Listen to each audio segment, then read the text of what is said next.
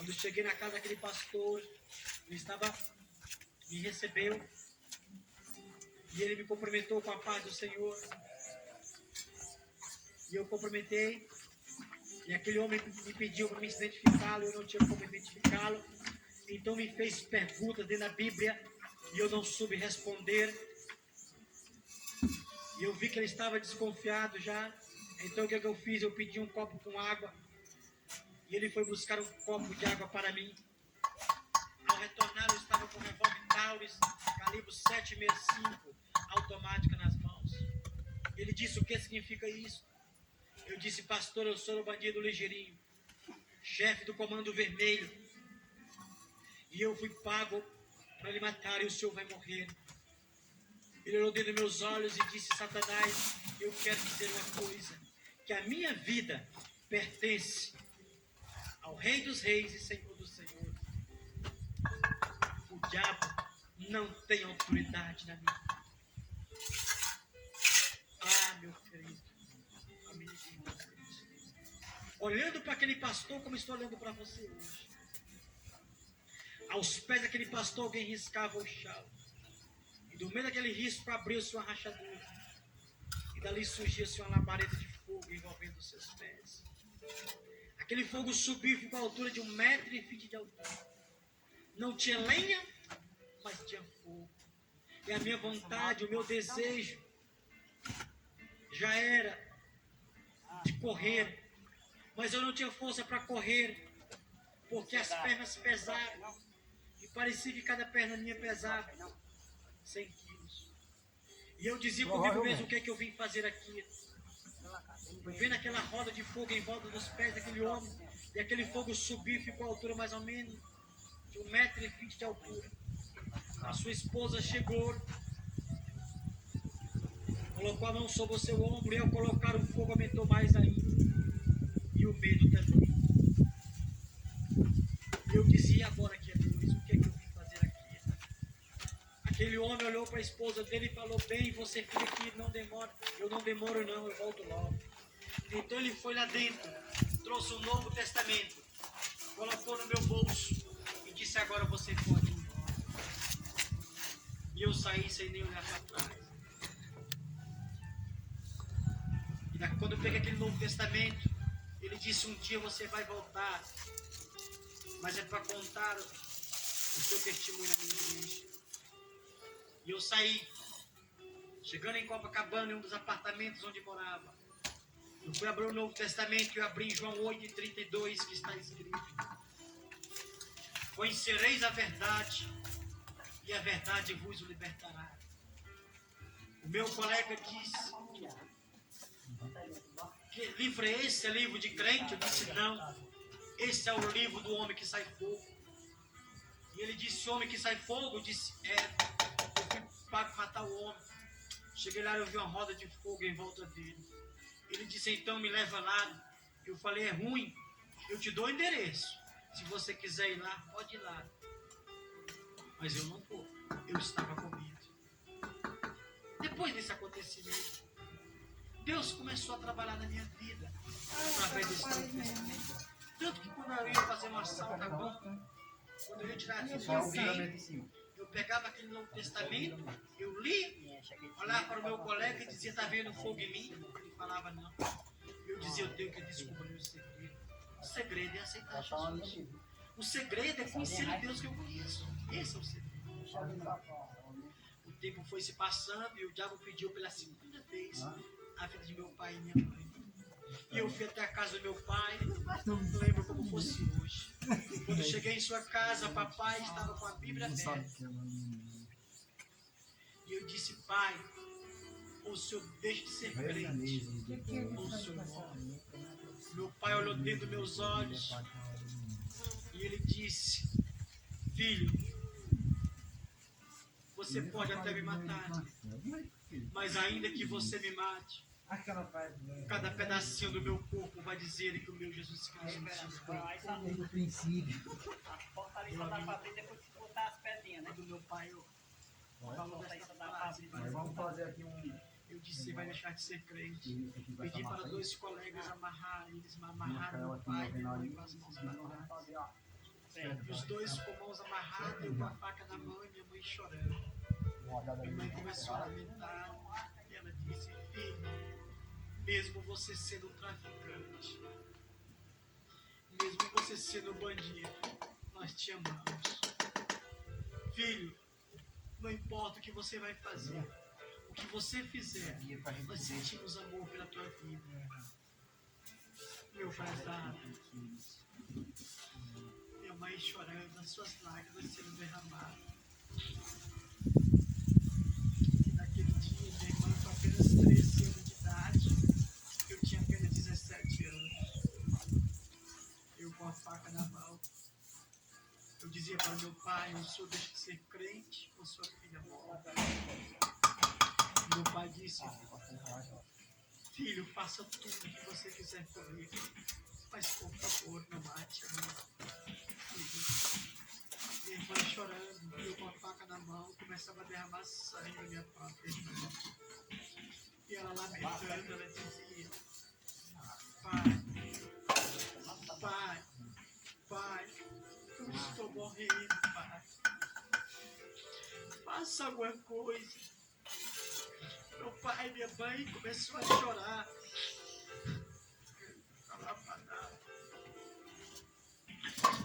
E eles falou: filho, se é isto que você quer, eu vou fazer, filho, o que você está pedindo.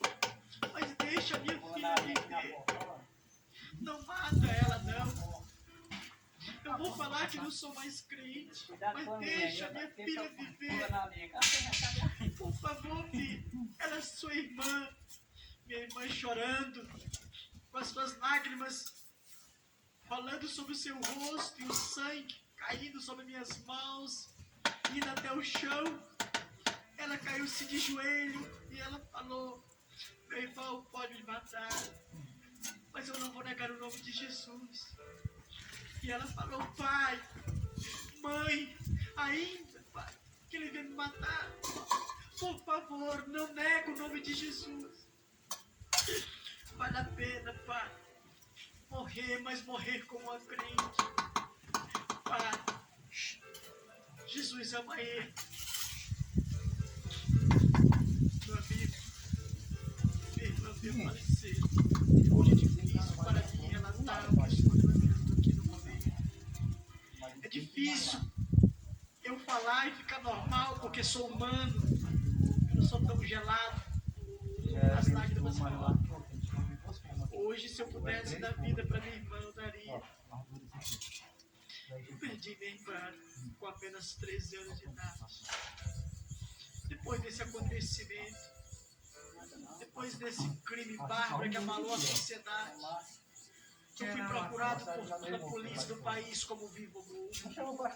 Eu não sabia que era pegar um tiro e eu tomei 16 tiros. Eu lembro quando o policial me deitou no chão e pegou um 38 e descarregou todo o meu corpo.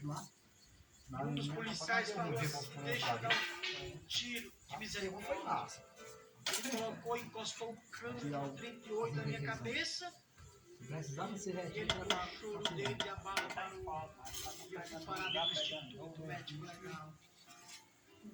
Lá dentro do Instituto Médico Legal, onde eu fiquei 15 horas dentro do nicotélio, dentro do gelo com outras que estavam mortas.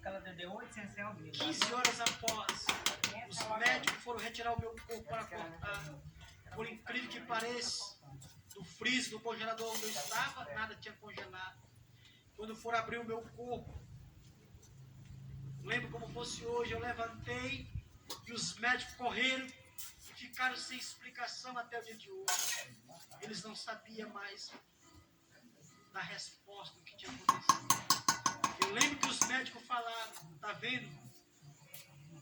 Nem a morte que é o homem, até a morte devolveu. Depois de sair dali, daquela correria, os médicos não tiveram nem coragem, ou perderam até a coragem para chamar a polícia. E eu saí com as marcas de bala no corpo. Como tem essas marcas, essas cicatrizes de bala até o dia de hoje no meu corpo, para me dizer Deus. Mas a vida de crimes eu não deixava, eu continuava assaltando bancos,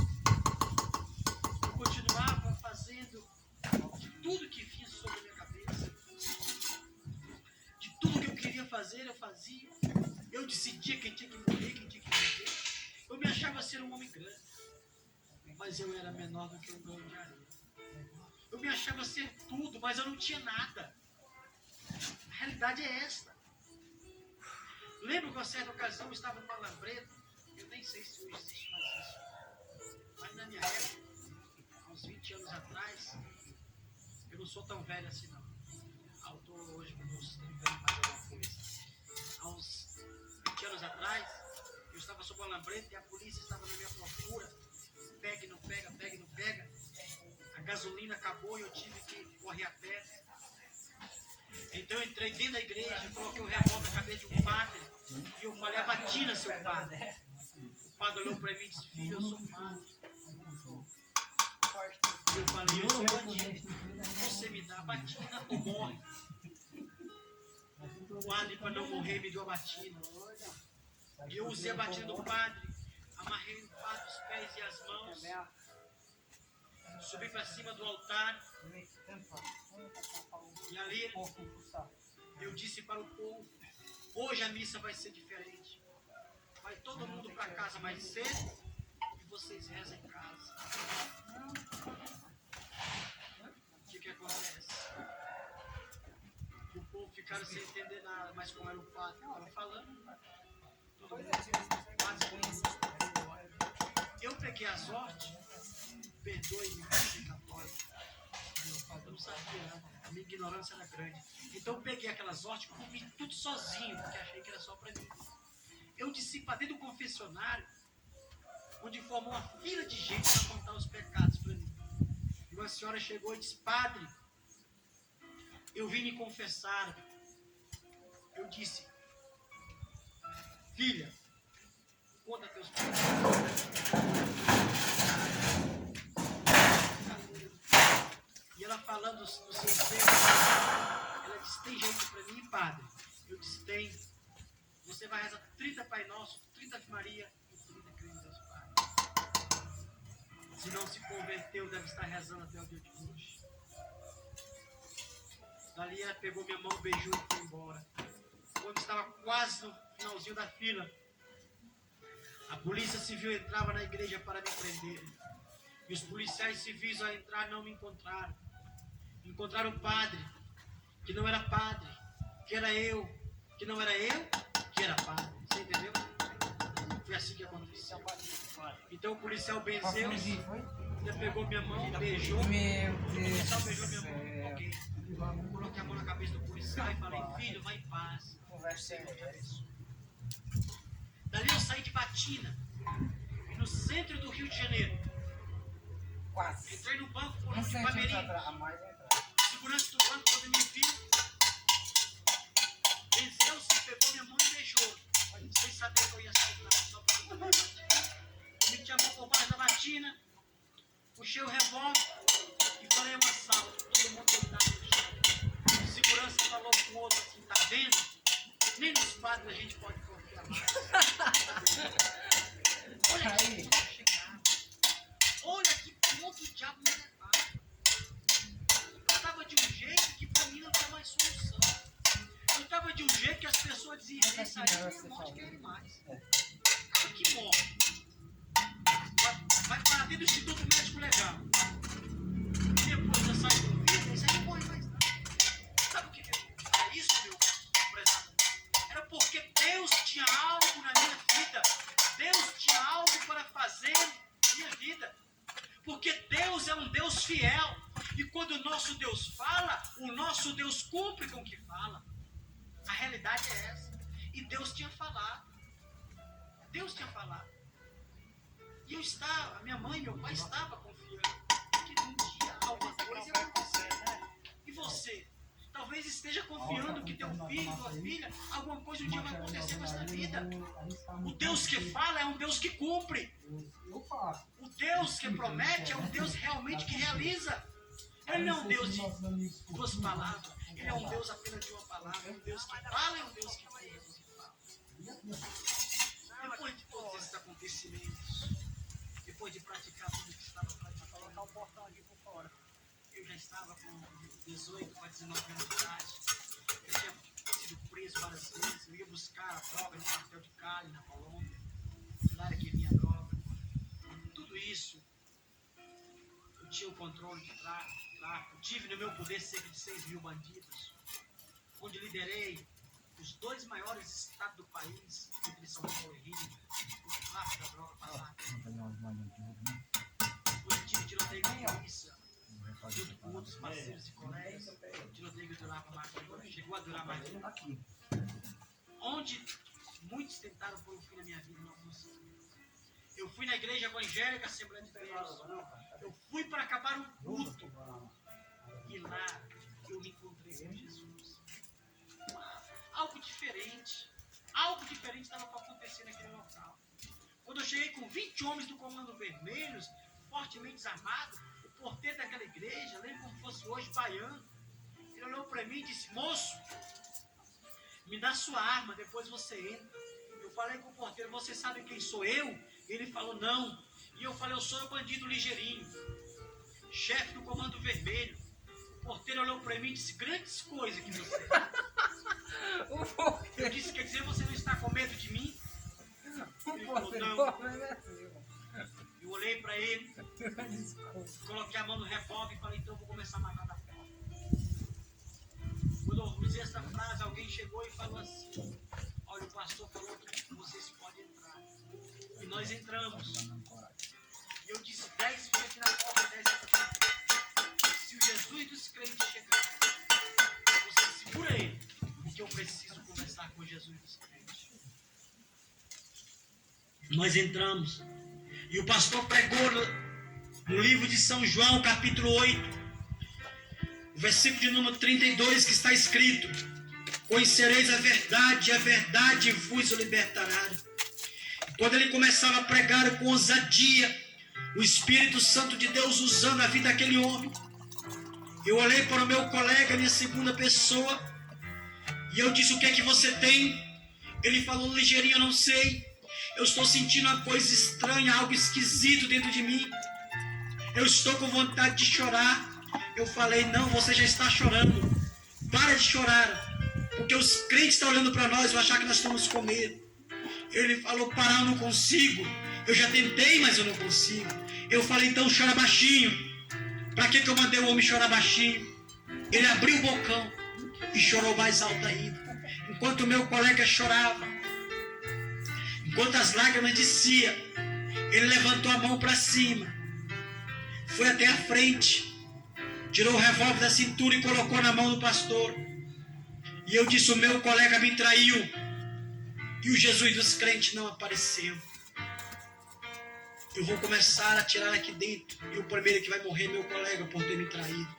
E quando eu coloquei a mão no revólver, o pastor falou: moço, lá em Friburgo, Morro Dedê, Complexo Animal, Parada de Lucas, Jacarezinho, Baixada Fluminense, Rocinha, Vigário Geral, Morro Dona Marta, Morro do Flamengo, Morro da Mangueira, Fazendinha, Morro da Formiga, Morro dos Macacos, Jacarezinho, Fluminense, Vigário Geral. Lá você faz o que bem quer. Aqui dentro, quem manda é o Espírito Santo de Deus. Aleluia. Aqui dentro, quem manda é Jesus. Assim como fosse o dia de hoje, o meu braço paralisou e eu não tinha força para sacar do revólver. Eu fiquei com a mão presa sobre a arma. O que acontece? Sem força para sacar do revólver, os meus colegas olhando para mim, esperando eu fazer uma reação, mas eu não tinha como reagir. Eu baixei a cabeça e as lágrimas, sem querer, começaram a rolar do meu rosto. Enquanto as lágrimas começaram a chorar, começaram a rolar do meu rosto, eu levantei um pouco o meu rosto. E quando eu levantei, eu avistei um homem que descia de cima do púlpito daquela igreja. E aquele homem com um cajado nas mãos e vestes brancas, ele descia do púlpito daquela igreja e ele veio ao meu encontro. Ele sentou do meu lado, bateu com a sua mão no meu ombro e disse: moço, você não tem me procurado, você não tem me desafiado, eu sou o que você procura. Aí era que eu chorava mais ainda. Aí que as lágrimas começaram a aumentar cada vez mais. Eu de cabeça baixa, eu levantei minha mão para cima. E eu disse, eu quero aceitar esse Jesus. E naquele dia 28 de março de 86, na Igreja Evangélica Assembleia de Deus, ali no Rio de Janeiro, eu trocava uma escopeta, uma 765, uma Mauser, uma Musquefal, um 38, 22, uma 380, uma R15, uma Aeros, uma Magna, uma 357, pelo um calibre de número 66, a Bíblia Sagrada. Troquei todas essas armas pelo um calibre de número 66, que é a Bíblia. Hoje eu não preciso mais de um cigarro de maconha para ser feliz. Não preciso mais cheirar cocaína. Hoje eu não preciso de um LSD. Porque hoje eu tenho Jesus. Eu tenho um Deus que pode preencher todo o vazio do meu coração. De um Deus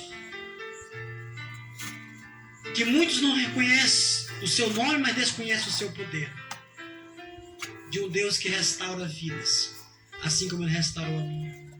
Mas depois desse acontecimento, depois que aconteceu a minha mudança, ou o meu encontro com Jesus, no dia que eu fui à igreja, e eu mudei de vida daquele dia para cá até o dia de hoje, eu não sei o que é desviar, não sei o que é deixar o evangelho, já sofri muito na minha vida,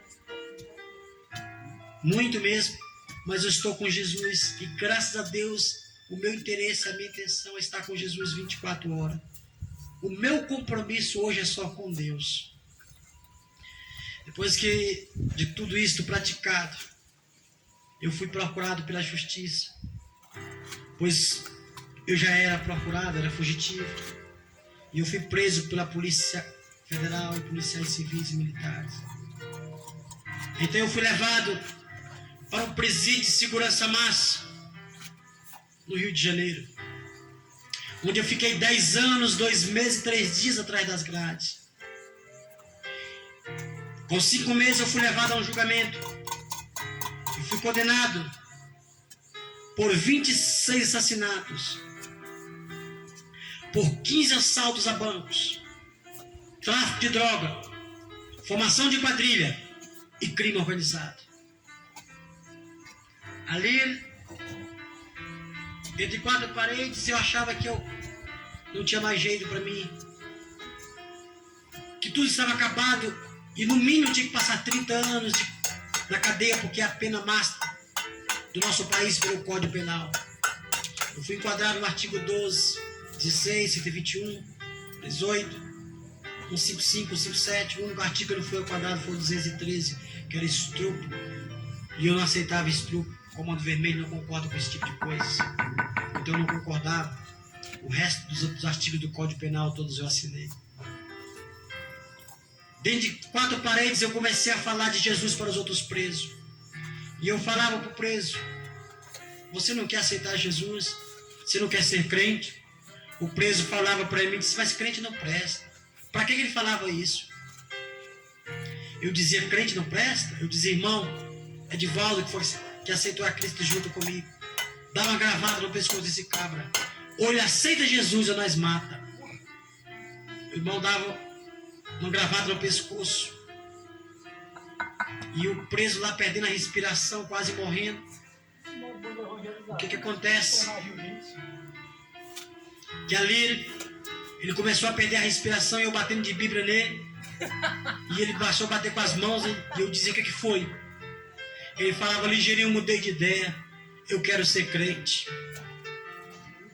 E eu disse, então, levanta a mão para cima. Ele levantou e eu orei por ele. Ganhei 38 presos para Jesus no pescoço. Abri o chuveiro da penitenciária e fui batizar os presos debaixo do chuveiro. Eu achava que estava correto. E Deus começou a fazer a obra ali dentro. Tanto que quando chegava outro preso, o diretor do presídio falava assim, pega esse cabra e coloca lá na cela dos crentes.